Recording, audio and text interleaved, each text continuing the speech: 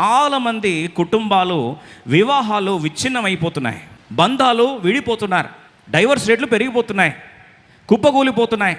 వివాహాల్లో ఈరోజు విషాదకరమైన సంఘటన ఏంటంటే అవమానము చోటు చేసుకుంటుంది. It is a place of shame. అవమానం అంట ద్రాక్షరసం అయిపోయింది, ప్రభావం అయిపోయింది, మహిమ వెళ్ళిపోయింది, సమృద్ధి వెళ్ళిపోయింది. ఈరోజు కుటుంబంలో ముఖ్యంగా వివాహాల్లో ఒకవేళ అలాంటి పరిస్థితులు ఉన్నావా, ప్రభు జ్ఞాపకం చేస్తున్నాడు. God wants to restore your marriage, God wants to revive your marriage.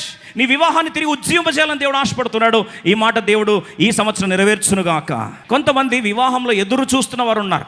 అంటే వివాహము అనే ఆ యొక్క వలయంలోకి ఇంకా ఎంటర్ కాని వాళ్ళు ఉన్నారు. 127 కీర్తన మొదటి వచనం రాస్తుంది, యెహోవా ఇల్లు కట్టించని యెడల కట్టువాని ప్రయాసము. ఈరోజు ఒకవేళ ఈ సంవత్సరం ప్రభువా నాకు వివాహం జరుగుతుందా అని ఎదురు చూస్తున్నట్లయితే ఈరోజు ఈ వాగ్దానము దేవుడు నీ జీవితంలో నెరవేర్చునుగాక. అందుకొరకే ముఖ్యంగా ప్రభు జ్ఞాపకం చేస్తున్న సత్యం ఏంటంటే వివాహములో కూడా సమకూర్పుని ఇస్తాను, నీకు అక్కర తీరుస్తాను, నీ వివాహం విషయంలో కూడా నేను స్థిరపరుస్తానని చెప్పిన మాట దేవుడు ఈ సంవత్సరము కార్యసిద్ధిగా మార్చునుగాక.